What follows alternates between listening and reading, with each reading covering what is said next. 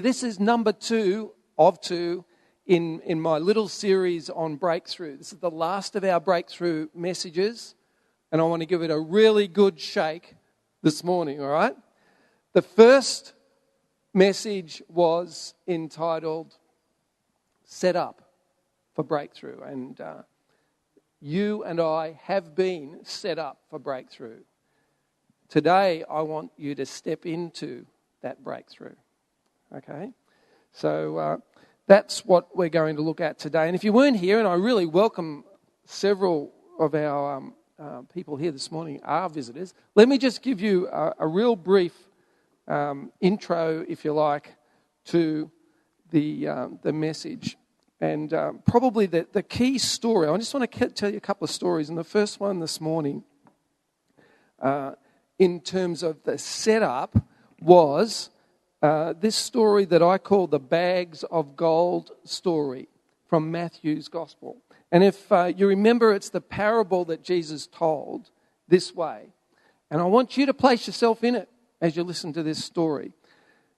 Jesus said, you know, the kingdom of heaven is like the story of a man who went away on a long trip, and he called his servants together and he gave to each one of them a bag of gold.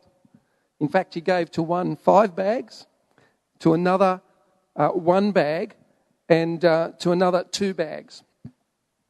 Now, the servant who received the 5 bags of gold immediately went and invested it, Jesus said, and he earned 5 more.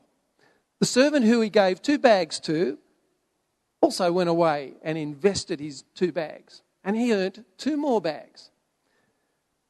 The servant he gave 1 bag to, he didn't do what the others did. It says, the master said to him, "What did you do?" And the servant with the 1 bag said, "Master, I knew that you were a really harsh man.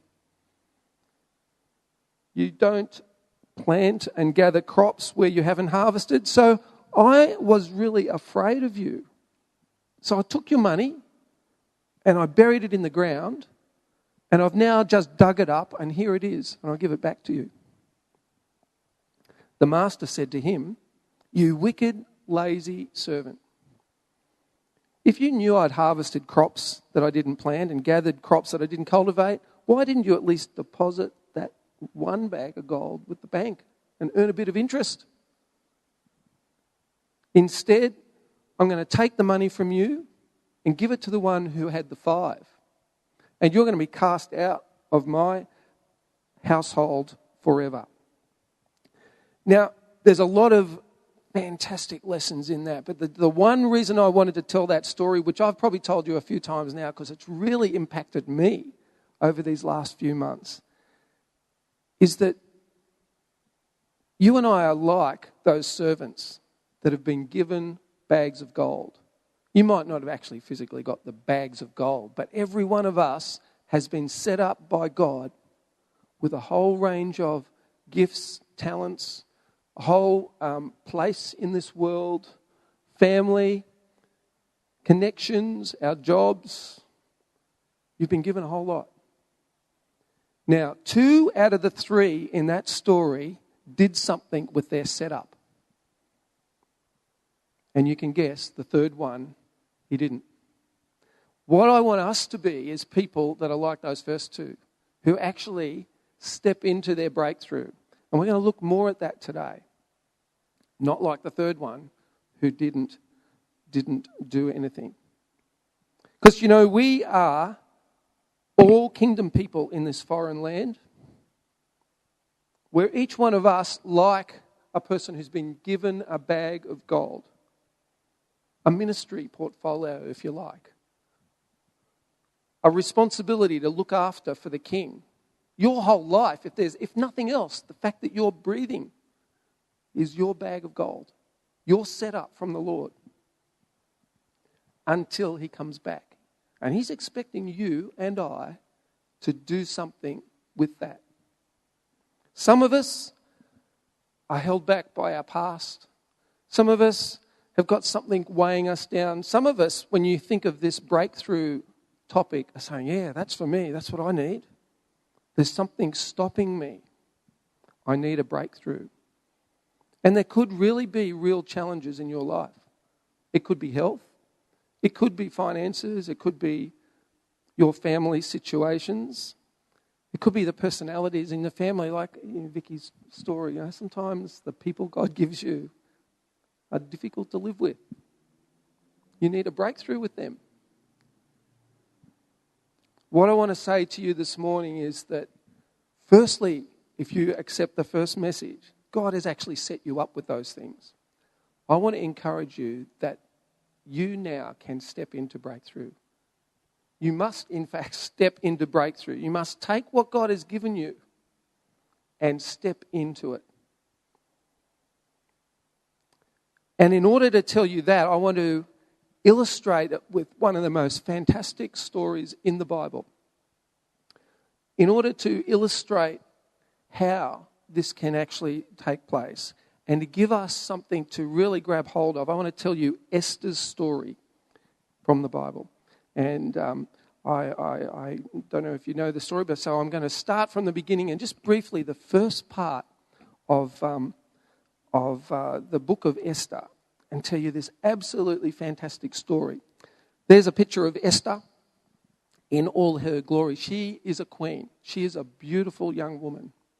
Let me just tell you how she got there and then what she did. Because the events of her life begin in Persia with a king called Xerxes. And he was an extremely, extremely powerful king. He owned, it says in the Bible, power over an area that ranged from Ethiopia, which is kind of northern Africa, to India. A huge amount of the ancient world was under this king's hand. And in the early part of the book, we're told that he was so powerful he thought he would throw this party. And this is the party to end all parties. He threw a party that lasted 180 days. Can you imagine that? That's like 6 months of partying. It is. King Xerxes threw this feast, the greatest of all feasts. And he, by his edict, said, there is to be no limit on this feast. You can eat, drink as much as you like for as long as you like. Why? Because I am the greatest. He's really doing this to show the world how great he is. Now, he was married to Queen Vashti. She's the next character in our story. Queen Vashti, being a queen, a beautiful woman as well. Not quite given to as much as excesses as Xerxes, so she had a party of her own going on. She called all the women, it says, to have a banquet for the women in the royal palace. But I can just imagine they were in a separate room, because while all the guys were just reveling and just being badly behaved, I'm sure the women were extremely elegantly well behaved. I'm sure they were. So you've got Xerxes and all his mob reveling. You've got Vashti in her elegance with her friends in the other part of the court having their time.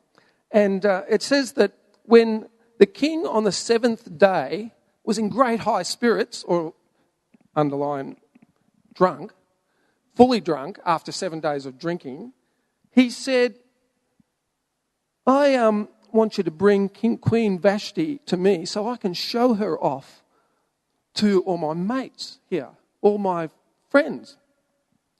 How would you ladies have felt if you were Queen Vashti being summoned into the other revel room?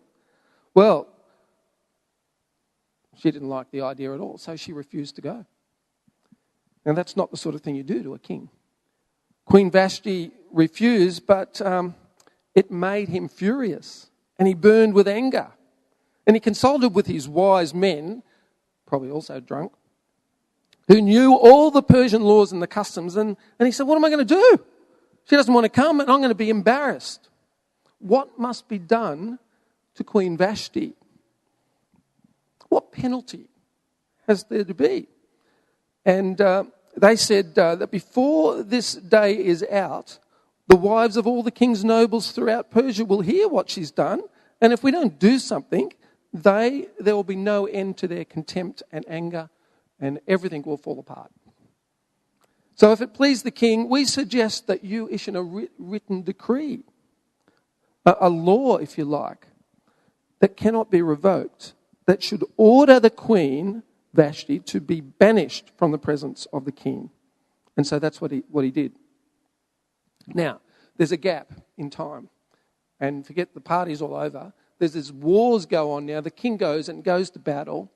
And it's that the history of the world tells that he actually went into battle after this time to conquer more lands and failed.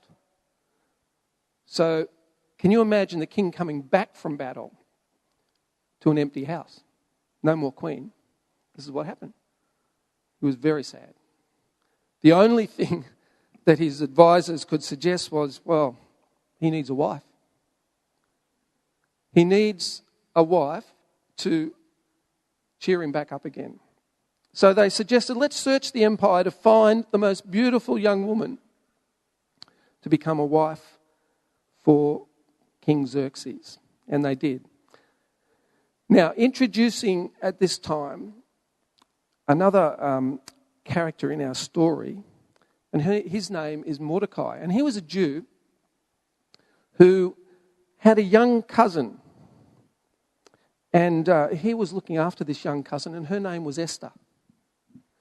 And Mordecai adopted her into his family and raised her as his own daughter.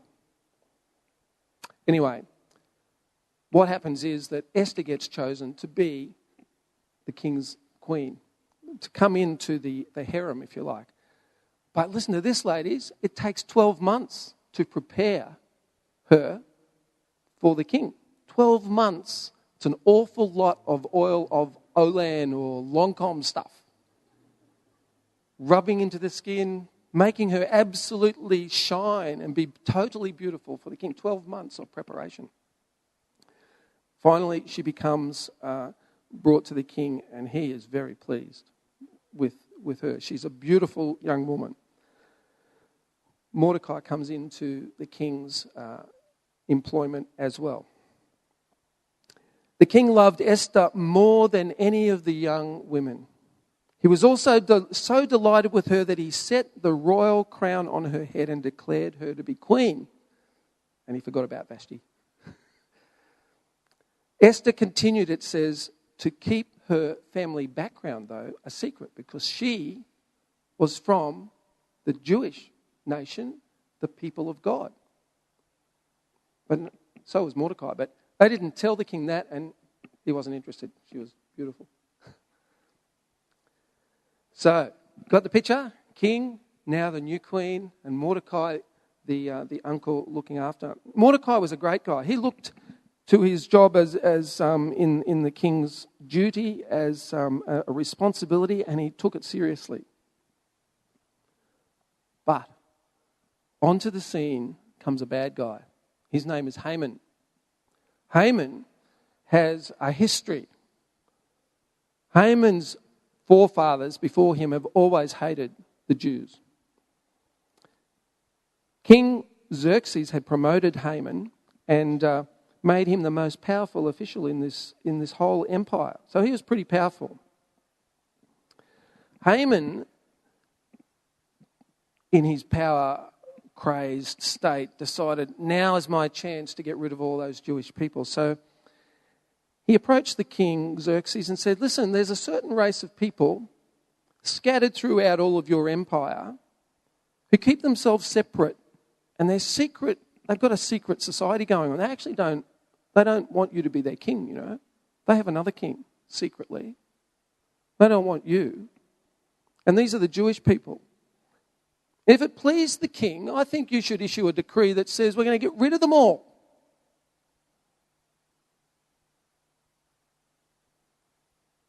And that's what the king agreed to do. He confirmed his decision by removing his signet ring and putting his finger and putting his signet ring symbol on this law, and it was passed. And at the king's command, it says a decree went out, and it was going to be proclaimed, and there was a certain date set, and all of the Jewish people were going to be assassinated. This is not unusual, is it, in the history of the world? I mean, Even in our own day, this sort of thing has happened.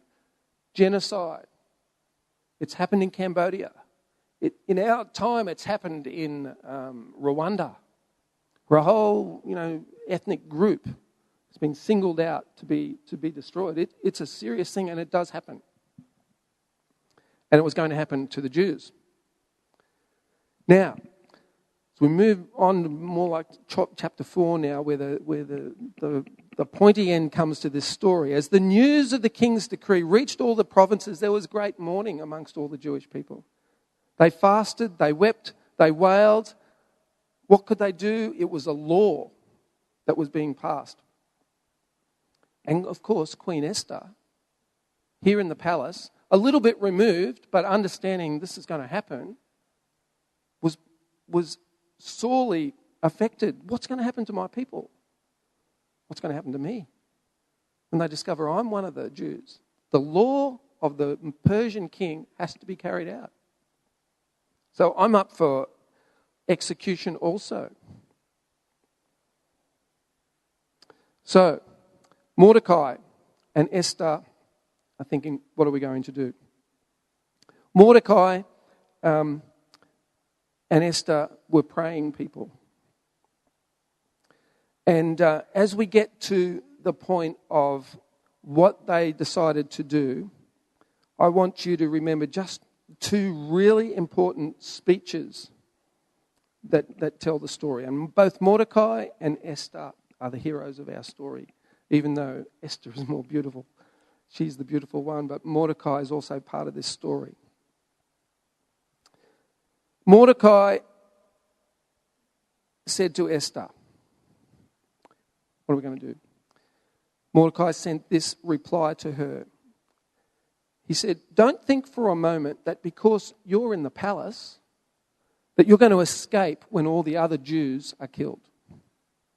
If you keep quiet at a time like this, deliverance and relief for the Jews will arise from some other place, but you and your relatives will die. Who knows if perhaps you were made queen for just such a time as this? Now that would have to go down in history as one of the great speeches setting up, motivating, courageous action. Did you get what he was saying to her? He said, don't think because you're in the palace, you're going to escape this. So that's the first thing. If all the Jews are going to be killed, you will be too. If you keep quiet about it, that's the end. It's almost like there is no other thing for you to do except act. Esther, you must act. Because to do nothing, you're going to die.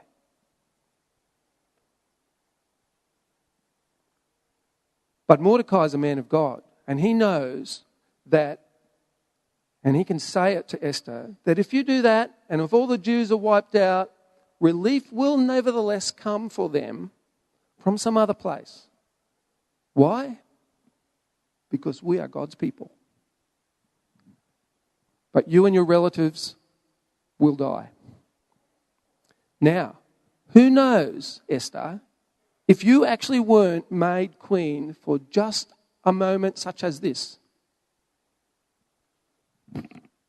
He gives her the ball. What are you going to do with it, Esther? What are you going to do? It's a fantastic speech. I mean, I've studied speeches. I like so how small speeches can motivate large things. This one goes into the categories of great speeches, like even Winston Churchill said this on the 18th of June in 1940 when England was looking at its darkest hours. Germany was about to invade. And he said, let us brace ourselves to our duties and bear ourselves that if the British Empire and its Commonwealth was to last for 1,000 years, men will say that this was their finest hour. And he galvanized an entire nation, small as it was, to repel a major enemy in some of his speeches. Mordecai's speech is as good as that, if not better. You know, some of the great speeches have motivated people. But what did Esther do? Listen to Esther's reply. And then I'll draw my point from this. This is what Esther said back in reply to Mordecai. All right, go and gather all the Jews of Susa and fast for me. So get all the people together, pray and fast. Why? Do not eat or drink for 3 days, for night or day. 3-day fast. And my maids and I will do the same. Why? Because even though it's against the law for me, Esther, to go to the king and ask him to change his mind, I'm going to do it. I will go in to see the king, and if I must die, I must die. So Mordecai went away and did everything as Esther had ordered him. But did you catch Esther's determination to step into a breakthrough moment? She said, all right, I want all of you, my family, my supporters, and ourselves to pray and fast. And then, even though I might die in the action I'm going to take, I will do what has to be done. And if I must die, I must die. Now that is a counterpart speech of the greatest courage to what Mordecai said. That's the response of a person absolutely sure of the setup that God has made of their life, knowing who they are in God, knowing who they serve, and be prepared to die for it. Such a fantastic reply. And that's what I see in this story, that God has set people up, his people up. And then they have to step into their breakthrough moment. Just love this story of Esther. And I hope that you will remember those two speeches. Both of them are important. What Mordecai challenged her with, maybe you've been set up for just a moment such as this, and how she responded to that. Because I think that every one of us, when we have this breakthrough staring us in the face that's needed, can draw great strength from this story. Let me tell you just a couple of things that I see in that will draw us great strength from Esther's story. The first one is this, that there are things that only you can do for your breakthrough. In fact, that's what Mordecai was saying to Esther when he said that line, perhaps,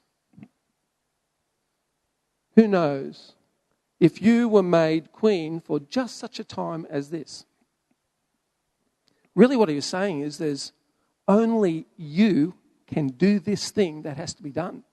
Who else was in the king's harem? Who else had his ear? Who else could have gone to him to get him to change the law of the Medes and the Persians that had gone out with his signet ring on it? Who else could do it? That evil guy, Haman, had made sure, because it was written down, that even the king couldn't change it.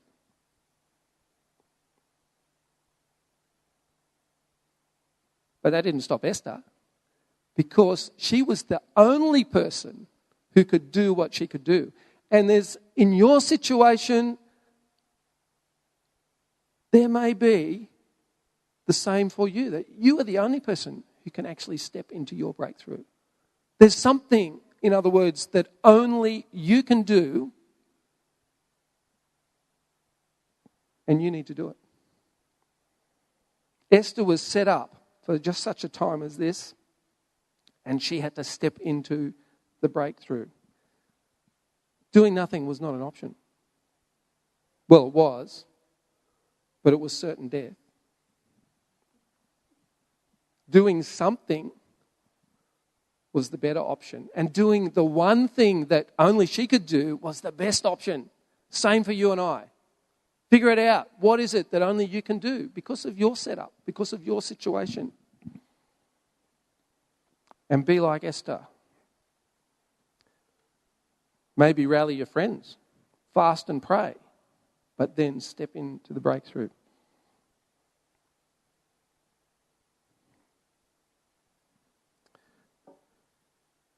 Do what only you can do is the first thing. But the second thing is this, that believe that you can make a difference. Well, I don't know about belief. Sometimes people believe strange things. But Esther had no trouble believing that she could make a difference. She stepped into that situation believing she could make a difference. Do you know one person can make a difference? In fact, one person is always the catalyst for making a difference. God believes in the importance of one person making a difference, you know. God doesn't do things like mind control over a whole bunch of people. One person steps up. There's a great verse in Ezekiel. God says this. He says, I searched for a man, one man among them, who should build up the wall and stand in the gap before me for the land, that I should not destroy it. But I found no one. Well, what he's saying is if he had found one man courageous enough, that would have been enough. One person can make a difference. And that one person has to be a person who's prepared to replace their fear with faith in action. She didn't let her fear of dying stop her. She was prepared for the worst case, and then she did the right thing. Remember the story of young David? He was a shepherd boy. He was called to take some food supplies to his older brothers who were on the battlefield. This is the day he met Goliath. Boom, he's plucked from looking after sheep, grabbing the lunchbox to go to the battlefield. And when he gets there, he sees Goliath and all of these Philistines saying, you know, we can beat you. You, the Lord's people, we're going to beat you. They were shouting at each other at this time. David just saw that there was this unbeliever in front of him. And he said, but, you know, we're people of God.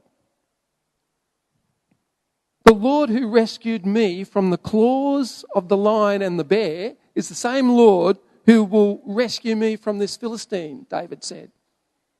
And you know the story. He just picked up a few rocks and he went down and he conquered the giant, Goliath, fully in the belief that he could do that.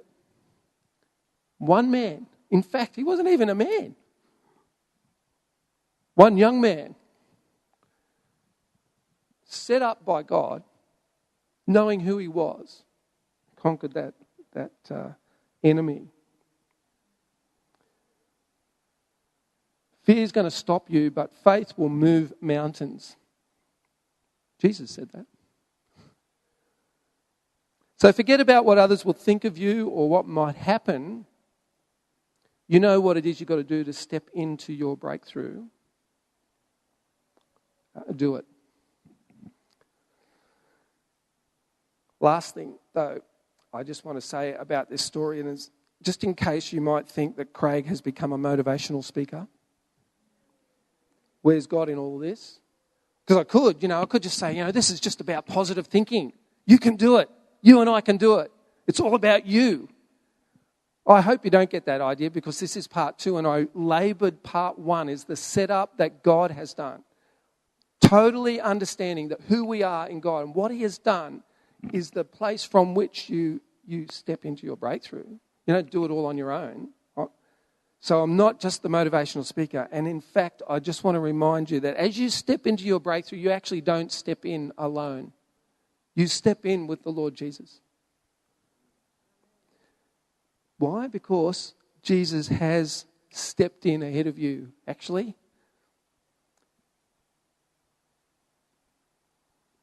In John's Gospel, chapter 3, verse 16, it says, "For God so loved the world that He did something. He sent His only Son, Jesus." God so loved the world that He did something. He stepped in to the breakthrough moment that we needed. He did it for us.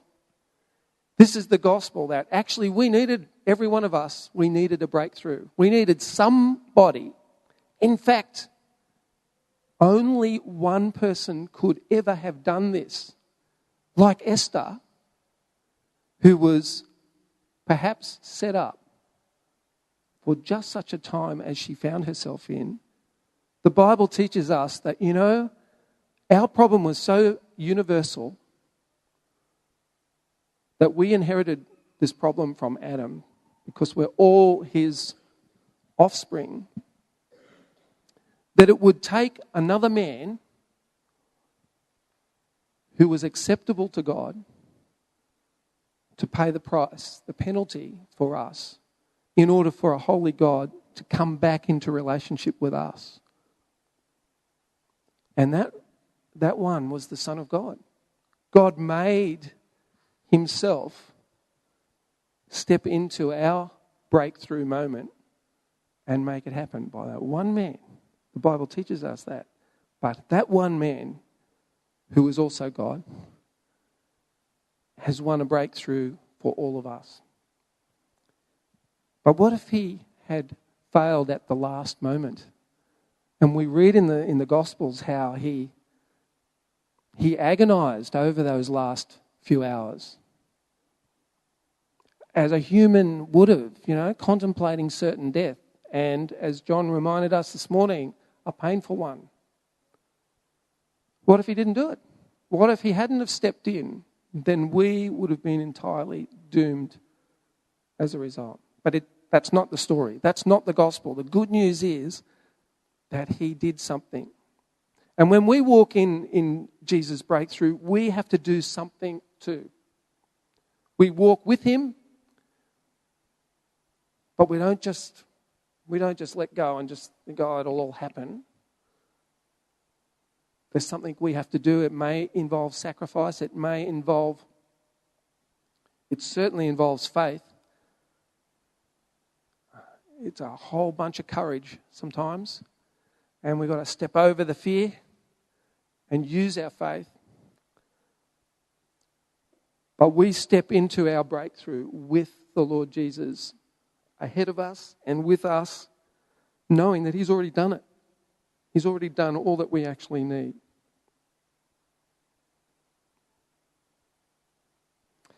So, just summarising it all now, I hope you see the package of the two, and I realise how great a position you are in as a set-up person of God.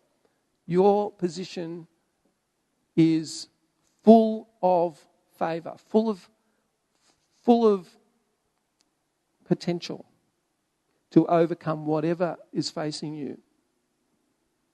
Why? Because we're a bit like Esther and Mordecai, kingdom people living